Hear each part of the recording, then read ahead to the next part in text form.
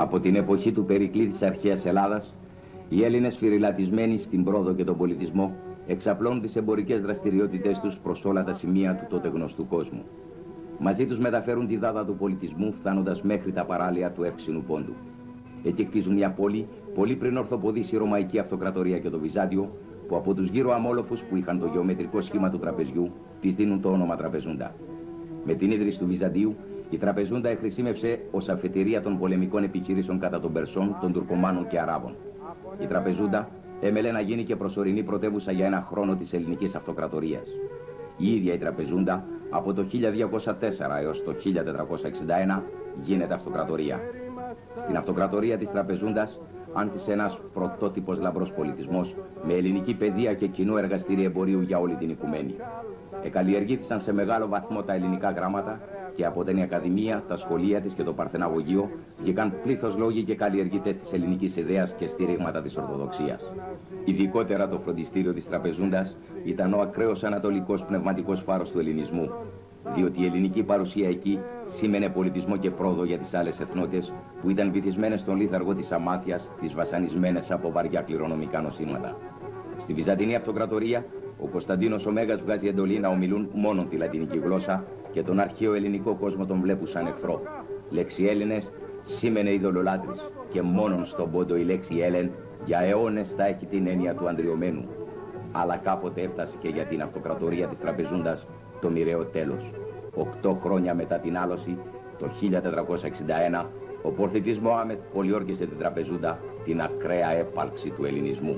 Αρχίζει ένας τιτάνιος αγώνας να διατηρηθούν στη χώρα τους και να μείνουν στα χώματα που ήταν ποτισμένα με αίμα τόσων αιώνων. Οι Έλληνες της Τραπεζούντας θα ζουν για χρόνια τη ζωή του πολεμιστή των βουνών και της πόλης και των ιδανικών της ελευθεριάς. Και παρόλες τις πιέσεις που υπέστησαν και τους βασανισμούς για εξυλαμισμό, οι Πόντιοι κράτησαν ανέπαφη την ιστορική ενότητα του ελληνικού πολιτισμού με περιφρόνηση στο θάνατο.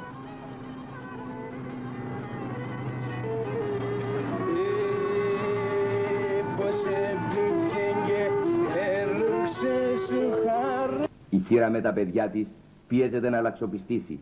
Προτιμά όμως το θάνατο με περηφάνεια. Τι θα γίνετε Τούρκοι, ή θα σας κομματιάσω!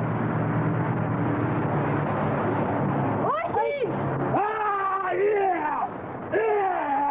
Γίνετε Τούρκοι! Ρίχιος πολεμικός χώρος των Ποντίων θα ξεσηκώνει το πνεύμα ενάντια στη σκλαβιά όποια κι αν είναι, τουρκική ή φράγκικη.